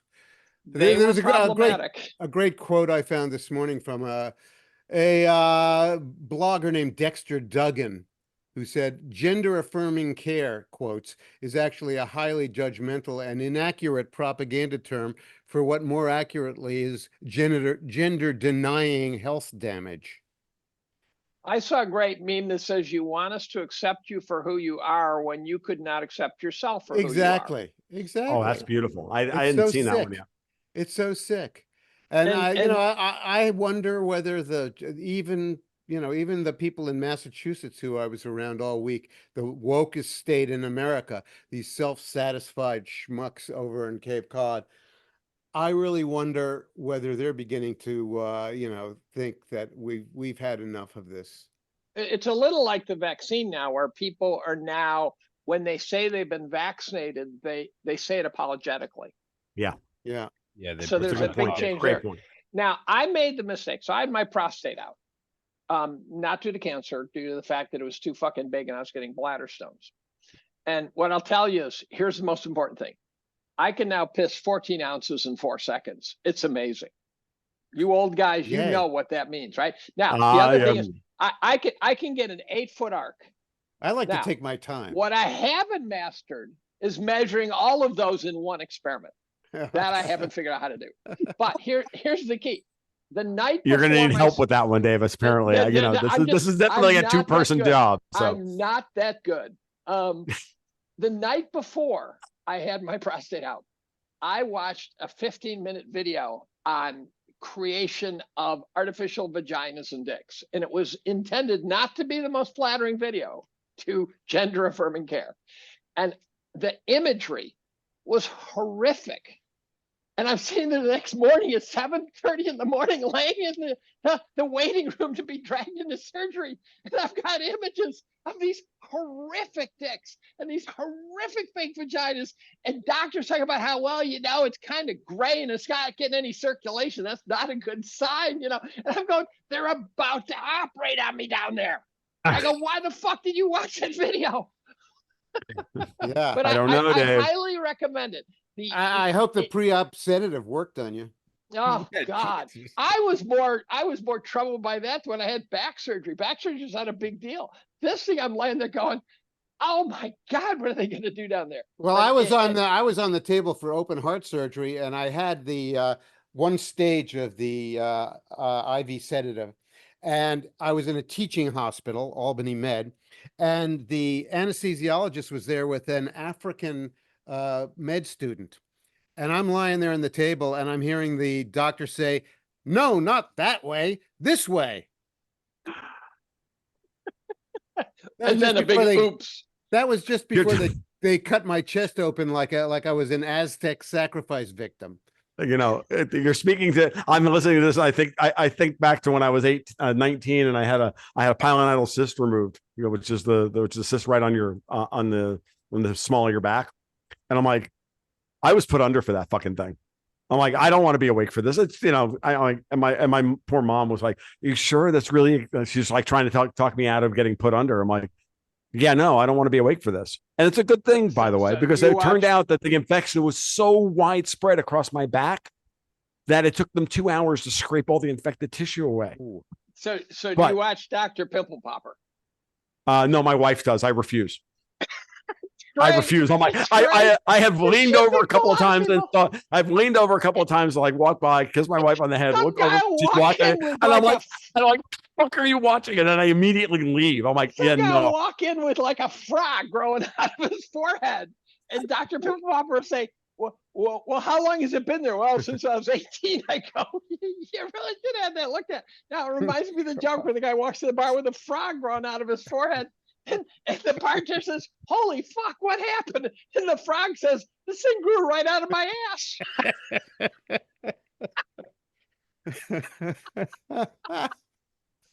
Come for the geopolitics, stay for the surgery jokes. Okay. I've had some surgery. Hilarious. I've had some surgeries I've enjoyed. Like I had a neuroma, which is an inflamed nerve bundle between your metatarsals. And I got the IV sedative and a local anesthetic. And I watched the whole thing from my head, looking down at my right foot. And watched them sort of disassemble my right foot. They went in through the top and, removed this bundle of nerves and took it out. And, I felt like I was at a party, this was the entertainment. I came out of my bladder stone surgery, which was awful, actually, because when they're in there laser zapping an 1.5-inch bladder stone, they miss it. They miss it a lot. So you get a lot of damage done to your bladder. But I come out and I'm waking up while they're wheeling me down the hall. And I happen to remember this. And I am higher than a kite. And I am ranting and raving about how, oh man, I'm so fucking high. I'll do this again. I'm going bananas. And then what was the other one I had? Oh, I had a cystoscopy done about 10 years ago. And I live tweeted it. Oh my God. Okay, so you live tweeted it. Well, he's listening. So, Tommy. My dick. So Tommy, this is what we have to look forward to when we get to be Jim and Dave's age, where we're gonna live tweet our fucking surgeries. I had 3 stitches. I had 5 stitches put in my jaw after I passed out and cranked my head on a countertop, and I was awake for the entire thing. She's like, but that was the the pilonidal cyst is the only thing I've ever really been in a hospital for. All of my entire life. I know the inside of a hospital because my wife has had, wait for it, 60 surgeries. Jeez. Now, the more amazing record is she's broken her neck 3 times, slipping, falling 3 times. But the most amazing part of that statistic is December 5th, 2022, I think it was, she breaks her neck. It turns out we didn't find out too much later when a puzzle piece got put together. She fell December 9th, 2022, and broke it again. Different break. She broke her neck twice in 4 days. Oh, Jesus wow. Christ. Twice in 4 days. And she's still alive. This is amazing. She's still up. And the second one was the death shot. It was C1. Right. Except for the fact that she's so brittle that it doesn't take a death shot sort of hit to break. What normally to break C1, you have to get your neck snapped. Right. But hers just cracked. It just gave out. So she's a bit of a mess. And there's days where I say, it could be worse, could be me, right? But I do know the inside of a hospital. So when things are not going right, well, I used to read the manual for the PCA device. The nurses in New York would come in and the thing would be broken. I'd say, look, just unlock it, I'll fix it. And I would do that. And what you never do is you never take a loved one to a major medical center for a surgery and then leave them. You have to stay there with them. The major, like you go to a New York City hospital, they might be good surgeons, they might not, but they might be good surgeons, but the healthcare's chaos. Right. And so if you're gonna have a real bad one, like she had a spine fusion, hire a private duty nurse for the first 24 hours. Just because that's the period of complete pandemonium. She was in there for like 12 days post spine fusion. Jesus. And it was by far the worst thing I ever saw. Which hospital was that, by the way? That one was NYU. We've had a bunch done at Cornell Med. Because my girlfriend's going to Cornell Med sometime. Cornell Med so far has been better than the NYU. For a spinal stabilization. Was she getting a rod put in there? No, it's some kind of hardware, but it's not a rod exactly. Well, so be very careful. The first 24 hours are do and die on those because I'm supposed to go down because there's so much discomfort, depending on the surgery. there. Now, I got wheeled in for a back surgery where I couldn't walk. I actually drove home. I was in my car. I'm yelling. I said, someone's got to help me get out of my car. My back had finally gone beyond repair. So they took me to the hospital. And then the guy does a CT scan and says, you got a chunk of shit right in your spinal canal. If I take that out of there, you'll feel better. They wheel me into the hospital the next morning. They take it out. And I literally could walk out. That's how good that one was. Wow. And I haven't felt any pain since. Wow. Well, a little bit, because I tried to go back to Taekwondo and that didn't exactly work. Yeah. Tom, And I rode on a wave runner 3 months later, and that was a dumb idea too. I was on the sofa for about 5 days, and I'm sitting there going, "Dear Lord, I will never do that again if you just let me off this hook." What's a wave runner? Remind me. Is that Jet like ski, jet ski a jet ski? Oh my God! in And the you're Gulf of bouncing up and Mexico. down?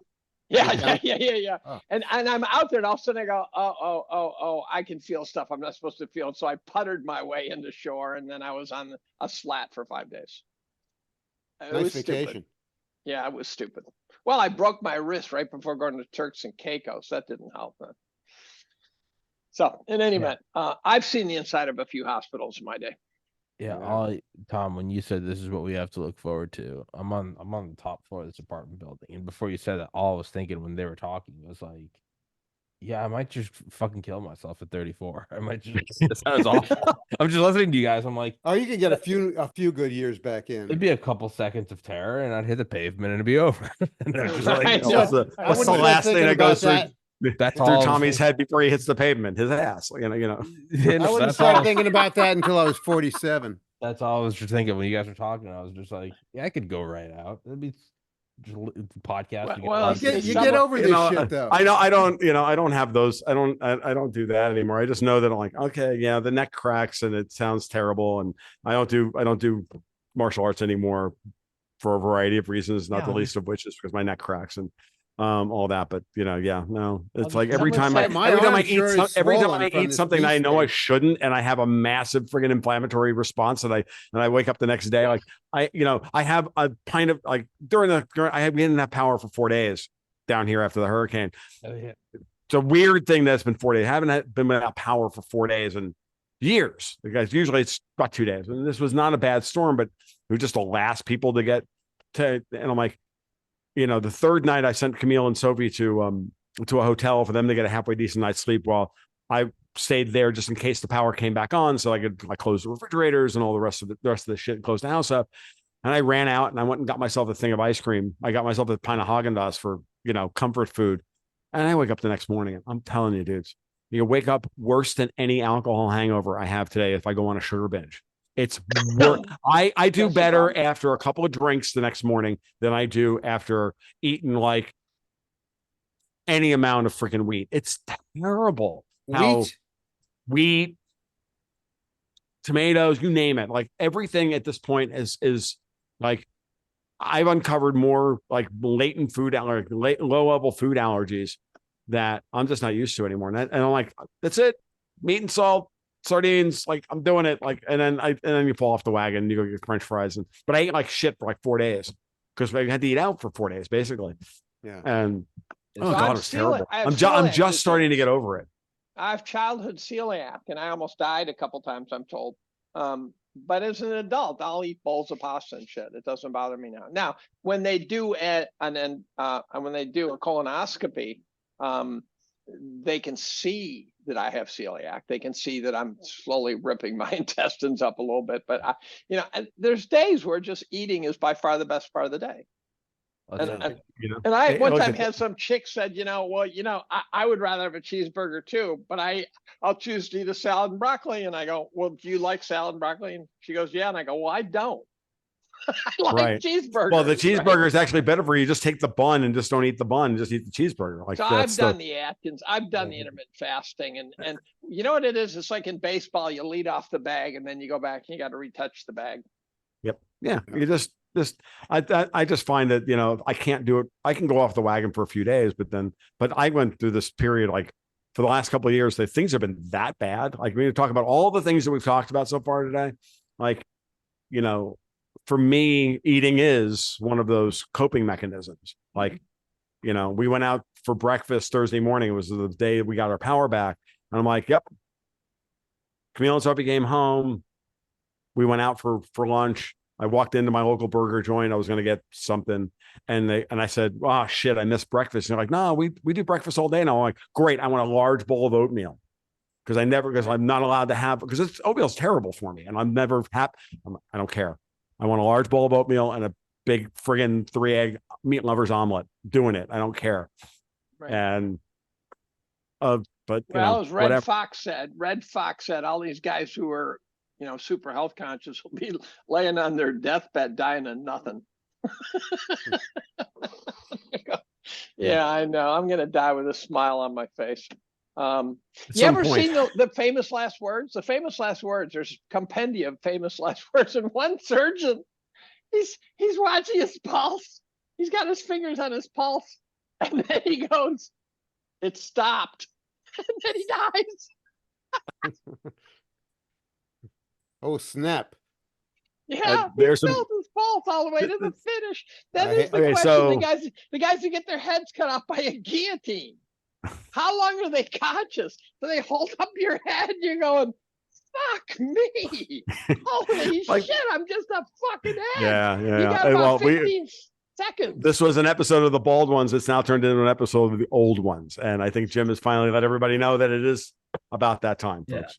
No, I was just thinking, like, this is why I sometimes, whenever I get like too sucked into like, are we going to war? Is it the end of America and the empire and the dollar? And then I'm just like, best case, if all of it keeps going, I just get to the point where I'm like, I can't eat oatmeal anymore. I'm like, The fuck what do I really care? Like, what do I really fucking care dying at 34 or fucking 94? Like, And what am I really worried about?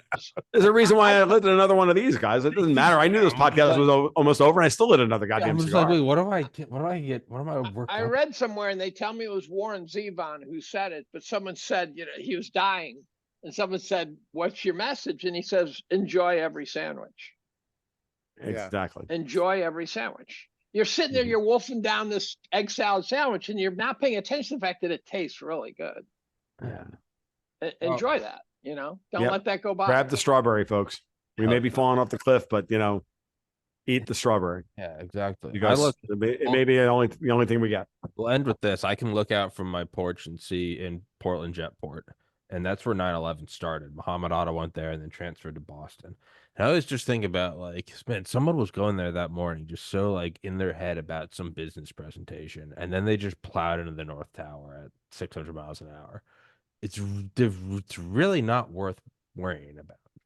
Like, it was just a Tuesday, and you're like, fuck, I got to do this, that, and the other, and then you're dead. So that, I don't know. That's my message of good hope. But on Jim's note, we got to wrap this one up. Everybody watching, please go in the description. Please go follow all of them on Twitter, all your Patreon subs, whoever the fuck you guys have. All the links are in there.